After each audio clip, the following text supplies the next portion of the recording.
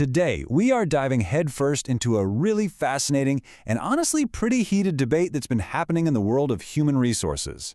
It's a conversation that asks a question that thousands of professionals grapple with every single year. So let's just get right to it. Here's the big question. Is that professional certificate, the one you either worked so hard for or are thinking about getting, is it really worth it? I mean, does it actually make you better at your job? And maybe even more important, can we prove it? This isn't just some casual question, it's the very mystery that kicked off a massive debate among some of the top thinkers in HR. You know, it all kicked off when two researchers, Mark Langnicol and Herman Aguinis, decided to figure out how to scientifically measure the real value of HR certification. Their proposal basically lit a fire, and the response from the HR community? Well, it was immediate, it was passionate, and it was all over the map. The reactions were so different, in fact, that it reminded the original authors of that old story about the blind men and the elephant. You know, the one where each person touches a different part of the animal, like the trunk or the tail, and comes away with a completely different idea of what it is. Well, that's pretty much what happened here.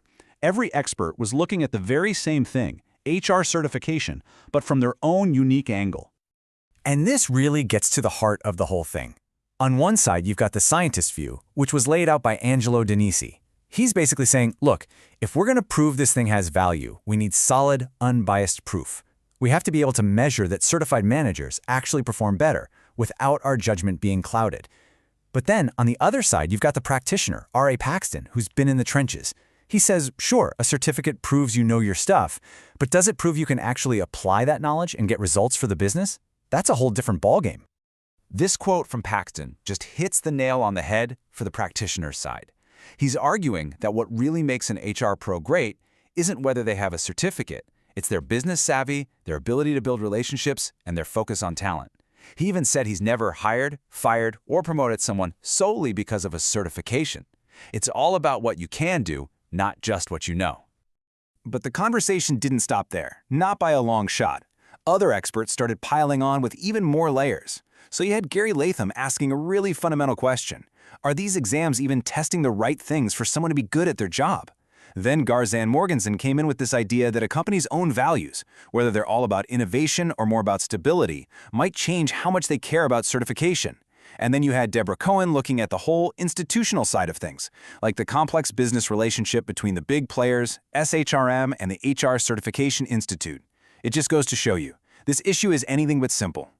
So, okay, you've got all these different, even conflicting points of view. The scientist, the practitioner, the test expert. It sounds like a mess, right? Like they're all talking past each other. But this is where the story gets really interesting. The original authors, Aguinis and Langnicol, took a step back, looked at all these responses, and found something incredible. Hidden underneath all that disagreement was some serious common ground. Turns out, across every single commentary, no matter how different the viewpoint was, just two fundamental ideas kept shining through. And wow, were they powerful.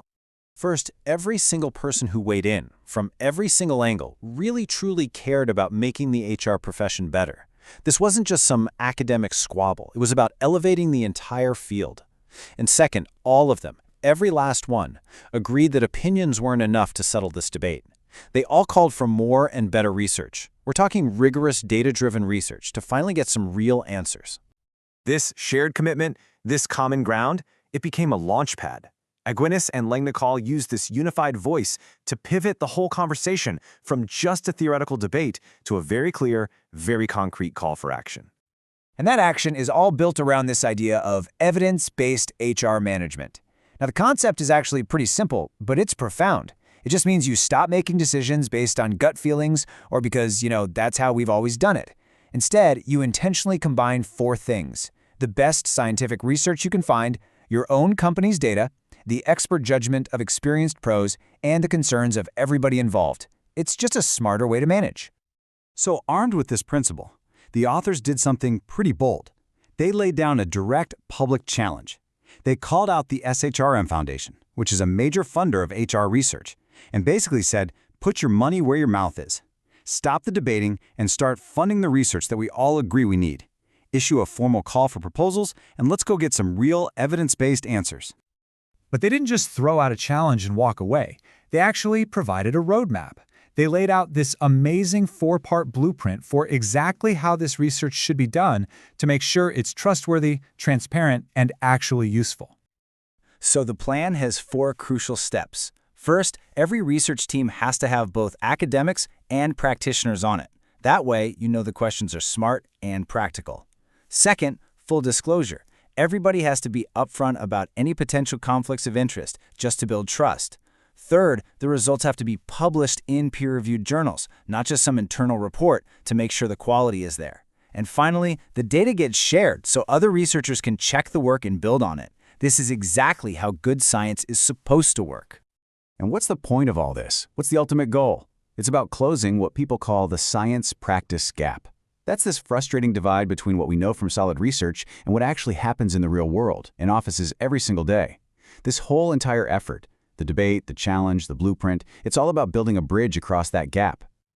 And that brings us to our final thought, because this story is so much bigger than just HR. It's really a case study in what it means to be accountable and to chase after the truth in a profession. And it leaves us with this big question to think about in our own careers. How can we, in any field, close that gap between what we think works and what we can actually prove works?